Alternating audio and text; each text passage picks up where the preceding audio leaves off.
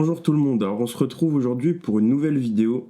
Comme vous l'avez sûrement vu dans le titre, c'est pour classer entre guillemets, on va pas réellement les classer, mais c'est plus une présentation de différents youtubeurs Pokémon. Alors je préviens tout de suite, ça va pas être des ouvreurs, des personnes qui font de l'ouverture de cartes, mais plutôt des personnes qui analysent le marché, comme moi je le fais d'ailleurs. Je me mettrai pas dans le classement, bien évidemment. Parce que je me suis rendu compte qu'en fait, on classe tout le temps les cartes ou bien les items, mais on pense jamais à classer les personnes qui nous renseignent pour ça. En fait, disons que selon moi, notre rôle à nous, en tant que youtubeur analyste, on va dire ça comme ça, c'est de vous faciliter le travail. Donc, soit de confronter votre avis, parce que vous pouvez avoir un avis à confronter au nôtre, c'est d'ailleurs pour ça que c'est intéressant de le faire, mais également, nous, par notre travail de recherche, bah en fait on va vous prémâcher les informations. C'est comme si on vous économisait du temps où vous, à la place d'aller faire les recherches, bah vous regardez la vidéo, en 10 minutes vous avez les informations que vous auriez eues en 1 heure, 2 heures, 3 heures de recherche. Ça dépend, encore une fois ça dépend des youtubeurs, hein. Selon moi il y a plus ou moins de recherche derrière les vidéos, parce qu'aussi il y a plus ou moins d'expérience. Il y a des gens qui sont des bibliothèques et qui ont même plus besoin de faire des recherches avant une vidéo. Moi personnellement c'est pas mon cas. J'ai encore besoin de faire des recherches, hein. J'en suis pas du tout à ce stade. Mais du coup, on se retrouve pour une vidéo un peu plus spontanée, disons que d'habitude, où je vais parler sans avoir fait des recherches, juste parce que les personnes que je vous présente aujourd'hui, c'est des personnes que moi-même je regarde et qui m'ont aidé. Donc le top ne sera pas dans l'ordre, bien sûr, il n'y a pas un classement lui est mieux que lui. Non, c'est juste je vais vous en présenter les uns après les autres. Bon, on commence. Donc on commence avec Kira PKM, ou je pense Kira Pokémon. J'aime bien son contenu, c'est cool. Il parle pas mal de récent, il fait un peu aussi de vintage. Et en soi, j'ai envie de dire, c'est un youtubeur plutôt normal, dans le sens où il n'a pas forcément des concepts qui sont révolutionnaires, sauf quelques-uns que j'ai trouvé vraiment cool. Moi, la vidéo que j'avais surkiffé de lui à l'époque, c'était il analysait justement le catalogue d'un de ses abonnés, où le mec avait investi pendant 10 ans, c'était 70 000 euros, je crois. Je la retrouve pas ici, mais vous pouvez la retrouver assez facilement, c'était assez récent. Et le fait justement de pouvoir se baser sur des éléments concrets et voir comment est-ce qu'au cours d'une vie ça peut s'organiser. Il y avait des périodes de creux, bien entendu. En tout cas, c'était une vidéo qui était super intéressante et je trouve que ça manque un peu sur YouTube. Après, ce que j'aime bien aussi, c'est que comme j'ai dit, il fait des vidéos qui sont assez classiques en termes de contenu, de présentation, mais déjà il le fait avec justesse. Et surtout, il y a toujours un petit élément qui vient rajouter qui est un peu original. Par exemple, récemment, il a fait une vidéo sur les cartes. Attendez, je vais la mettre. Donc, par exemple, je mets celle-là. C'est une vidéo qu'il a fait pour présenter des cartes. Et là où c'est intéressant, c'est qu'il compare la population de PSA 10 et PSA 9. Et du coup, là-dessus, c'est super intéressant parce que ça peut donner des indicateurs si c'est une carte qui est plus ou moins facile à grader. J'avais pas spécialement vu de personne le faire avant lui, donc franchement, très cool. En tout cas, voilà. Kira PKM, j'aime bien son contenu. Ensuite, on va passer à CartPick.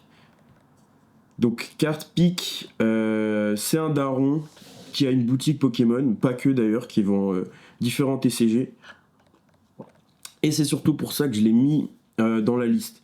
Parce que c'est pas quelqu'un qui va te donner une sélection de cartes ou d'investissements à faire, parce que je pense que déjà il est pas dans ça. Lui, il a une boutique, donc c'est pas son souci.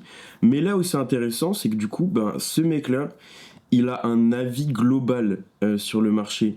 Il a des infos qu'on n'a pas. Après, elles sont restreintes, hein, parce que c'est en tant qu'indépendant. Lui, il peut pas avoir accès au stock ou à comment ça va évoluer chez les grandes enseignes type Auchan ou quoi. Mais c'est quand même intéressant. Et puis ouais, ça permet d'avoir des insights qui sont intéressants. Dans le délire, il y a aussi Misplay Bro, mais eux, ils font beaucoup plus de contenu. J'aime beaucoup aussi. Je les ai pas mis ici parce que bah, là, on voit 668 abonnés. Le mec a pas énormément de buzz, alors que franchement, son contenu est vraiment cool. Donc voilà. Ensuite, on va passer sur un de mes préférés, Kangae Sugiru. Donc ce mec, je l'ai découvert, il avait, je sais pas, 100 abonnés, 80 abonnés. Et franchement, il fait énormément de bien. C'est un daron enfin je sais pas, je crois que c'est un daron. Je dis ça parce que récemment, je me suis rendu compte qu'en fait, la voix qu'il a, c'est pas sa vraie voix, c'est une voix IA. Je crois qu'il avait une voix bien grave, tout ça. Non, en fait, c'est une voix IA. Mais je pense que c'est un daron qui s'est récemment mis dans l'investissement et qui utilise du scrapping. Je pense que c'est du scrapping ce qu'il utilise parce qu'il a plein de tableaux Excel avec des données précises et chiffrées et regarde petit à petit l'évolution du marché. Et c'est là où moi je trouve ça super important son travail, c'est qu'il ne se base que sur des chiffres. Il met pas d'affect dedans, c'est que des chiffres.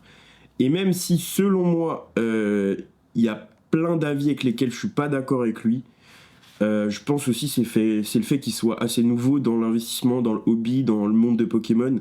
Ou bien peut-être qu'il a raison, et peut-être que c'est nous qui nous trompons.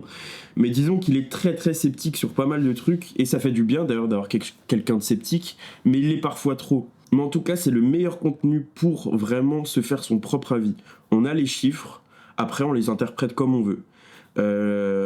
Donc ouais, franchement, j'aime beaucoup. Par exemple, ce qui est super, c'est pour tout ce qui est vidéo sur les ETB. Moi, j'aime beaucoup. Donc là, je vous montre vite fait, hein, vous irez regarder son contenu. Donc par exemple là, on voit que le mec analyse la quantité, le prix, la quantité au prix le plus bas, la profondeur de marché, etc. Franchement, c'est top. Vraiment, j'aime beaucoup, beaucoup, beaucoup. Et du coup, on passe ensuite au suivant avec Kazan. Donc lui, c'est vraiment, c'est les news. C'est un peu le journal de 20 heures. Donc il sort en général 3 vidéos par jour, ce qui est exceptionnel parce que le gars a une capacité de parler de Pokémon. Je sais pas s'il fait des cuts parce qu'on voit que ses mains. Je pense qu'il en fait pas. Et du coup, c'est exceptionnel parce que le gars, pendant 15 minutes, te parle de Pokémon, te sort des chiffres, te parle de cartes très précisément. De tête. Donc lui, par exemple, c'est le cas typique du mec qui n'a pas besoin de faire plus de recherches que ça avant ses vidéos parce que c'est une bibliothèque. Et ça s'explique aussi par le fait que ça fait, je crois, plus de 10 ans qu'il a repris Pokémon. Donc ouais, il commence... puis surtout, il est passionné, quoi. C'est pas lui, c'est un profil... c'est pas le profil type full investissement, c'est vraiment plus collectionneur qu'investisseur.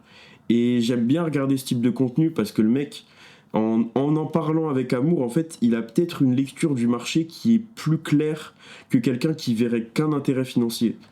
Et moi, c'est ce que j'essaye de mettre en place aussi dans mes derniers achats, c'est de pas forcément juste regarder ce qui peut monter. C'est aussi d'avoir des items qu'on aime, des cartes qu'on trouve belles, même si c'est du scellé, hein, avoir des ETB qu'on apprécie, de séries qu'on apprécie, etc. Mais ouais, donc lui, énormément de contenu. Franchement, je pense que c'est la personne, de ce que j'ai vu, c'est la personne de qui je partage le plus la vie. Franchement, on est souvent d'accord. D'ailleurs, ça arrive souvent que je fasse une vidéo et quand je suis en train de monter, il sort un truc sur le même sujet. Ou bien inversement, récemment, j'ai parlé des UPC, dont par exemple l'UPC des 25 ans. Bah lui, il en a parlé aussi. Je pense pas qu'il a regardé ma vidéo, j'en sais rien. Mais c'est juste pour dire que on a une proximité dans la manière d'aborder et dans les choses qu'on aime dans Pokémon. Ensuite, enfin, le petit dernier, enfin le petit, voilà, on s'est compris. Rayquaza Master, lui c'est le plus connu de la liste, je pense que vous le connaissez tous. Lui c'est vraiment axé full vintage. Il fait vite fait des updates sur les sorties pour donner un peu son avis sur les nouvelles séries, mais je crois en plus qu'il collectionne que le japonais sur ce qui est récent. Mais niveau du vintage, c'est incroyable ce qu'il fait. En fait, il analyse les plus grosses ventes sur CGC. Je crois qu'il a un partenariat avec la plateforme. Mais donc c'est incroyable pour lui parce que CGC, c'est là où a lieu les échanges les plus conséquents et les plus sérieux en termes de vintage. Donc le fait qu'il puisse être partenaire de CGC, trop bien pour lui. Mais ouais, franchement, j'aime beaucoup. Il a un avis pareil, lui, son champ de connaissances est immense. En plus, il a des concepts qui sont assez variés. Je me rappelle d'une vidéo qu'il a fait que j'ai trouvé géniale. C'était avec un mec qui était spécialisé dans le recellage. Et il a donné tous les points pour voir si un booster est recellé ou pas. Enfin bref, en tout cas, sur sa chaîne, il y a à boire, à manger. Donc n'hésitez pas, si vous connaissez pas encore, à aller check. Même si vous connaissez, allez regarder. Dans tous les cas, je mettrai tous leurs noms, tous leur arrobase là dans la description. Voilà, c'était tout pour moi. Ciao!